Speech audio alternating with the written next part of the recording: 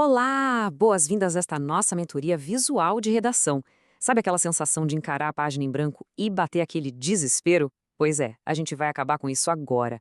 Hoje, vamos desmistificar de vez a estrutura dos parágrafos de desenvolvimento e construir uma confiança inabalável na hora de escrever. Escrever bem, gente, não é um dom mágico que cai do céu, não. É pura técnica. E o nosso objetivo aqui nesta explicação é justamente transformar qualquer insegurança em clareza absoluta, usando ferramentas muito práticas para dominar a lógica do texto. Bora lá? É super comum bater uma baita insegurança quando os parágrafos parecem só um monte de listas de fatos totalmente desconectados, né? Às vezes, a gente tem aquele dado estatístico maravilhoso na manga, mas o texto simplesmente não flui. E aí fica a pergunta: por que isso acontece? A grande verdade é que falta a cola certinha entre as informações. Mas ó, sem pânico, construir uma argumentação sólida e matadora é, na verdade, só aplicar uma fórmula muito bem estruturada que a gente vai dominar passo a passo hoje. O nosso roteiro de hoje está bem direto ao ponto. Vamos passar pela estrutura do parágrafo, entender a grande diferença entre nexo causal e conectivo, construir a ponte interna, fazer uma aplicação prática, ver 3 erros fatais que destroem a nota e fechar com um resumo comparativo. Parte 1. A estrutura do parágrafo. Vamos visualizar essa estrutura para baixar aquela ansiedade na hora de escrever. A gente precisa de um ponto de partida bem tranquilo para os famosos parágrafos de desenvolvimento, os nossos queridos D1 e D2. Esse modelo inicial estabelece que cada parágrafo deve começar com um tópico frasal bem claro. É aquela frase inicial que, sem rodeios, já resume o argumento inteiro. Pensa assim, é só apontar direto que a insuficiência de políticas públicas é um obstáculo ao combate ao feminicídio, por exemplo. É pai, pum, é a verdadeira âncora do texto. E uma vez que essa âncora está lá, bonitinha, o resto do parágrafo não tem mistério nenhum. Ele é todo construído usando 3 passos super simples, do tamanho de uma mordida mesmo. Primeiro, a gente apresenta a prova, que é o nosso repertório sociocultural. Segundo, a gente revela o significado dessa prova. E terceiro, mostra a consequência prática disso para o problema central. Essa sequenciazinha mágica conecta qualquer evidência de fora direto à ideia principal, e de um jeito inquestionável. Parte 2. Nexo causal versus conectivos. A diferenciação central na escrita da redação. Aqui está a arma secreta das redações nota 1000. A diferença entre essas duas ferramentas é fundamental. O nexo causal é a nossa cola interna. Ele trabalha lá dentro do parágrafo para explicar a evidência, grudando a prova no argumento. Já o conectivo de ligação é a ponte externa. Ele só entra em cena no finalzinho, sabe? A função dele é empurrar a leitura para frente, levando a argumentação direto para o próximo parágrafo. Resumindo, um age por dentro, amarrando as ideias, o outro age por fora, pavimentando o caminho. Parte 3. A ponte lógica interna. Vamos fazer agora um mergulho profundo no nexo causal. O nexo causal é o verdadeiro herói do parágrafo. É ele que salva o texto de virar um mero desfile de fatos soltos. Ele pega aquela evidência que foi citada e transforma numa análise crítica superpoderosa. A única missão dele na Terra é responder aquela perguntinha essencial: mas por que isso importa? Ele joga na cara as consequências reais da prova escolhida para defender a tese. E como a gente faz isso na prática? É só extrair a realidade que está escondida atrás do dado.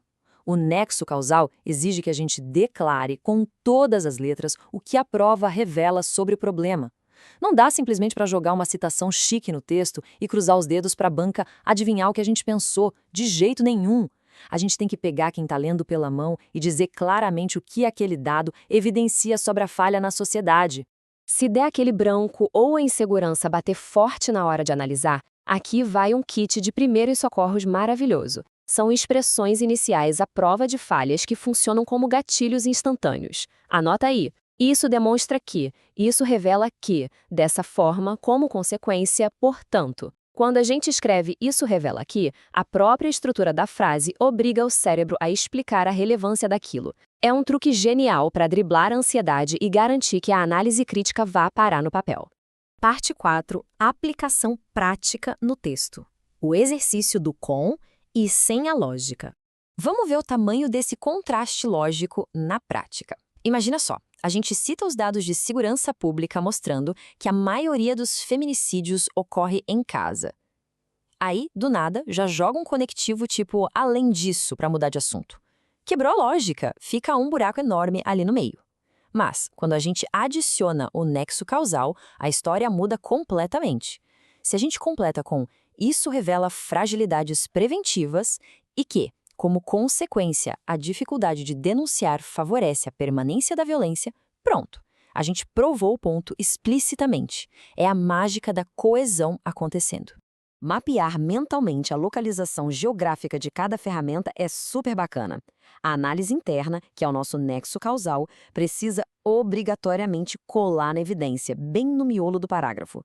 É só depois que essa análise estiver totalmente fechada que a gente tem permissão para usar as palavras de transição lá no final. Palavras como "além disso" ou "outrossim" funcionam só como uma rampa de lançamento para iniciar o próximo bloco de ideias. Cada macaco no seu galho. Parte 5. 3 erros fatais. Armadilhas que destroem a lógica interna. Aqui mora o perigo, gente. São 3 erros comuns que destroem a nota e que a gente vai desviar com louvor. Primeiro, apenas descrever a prova sem analisar. Lembra, a banca já leu aquele dado no texto motivador, ela quer a nossa interpretação. Segundo, esquecer de mostrar a consequência, ignorando o nosso famoso "por que isso importa". E o terceiro, que é clássico para quem está começando, jogar uma palavra de transição externa no exato lugar onde o texto estava gritando por uma explicação interna. Regra de ouro: nunca tente usar a ponte externa quando o que falta é a cola interna. Parte 6. Resumo e tabela comparativa. O guia definitivo para escrita lógica. Para facilitar a vida e garantir um aprendizado rápido, tudo pode ser resumido em um comparativo bem simples. Estruturar uma redação persuasiva não é sobre acordar com inspiração, é só colocar a ferramenta certa no lugar certo. O nexo age por dentro para mostrar consequências. O conectivo age entre os parágrafos para garantir a fluidez. Tendo esse esquema em mente, a lógica textual será sempre blindada e totalmente inabalável.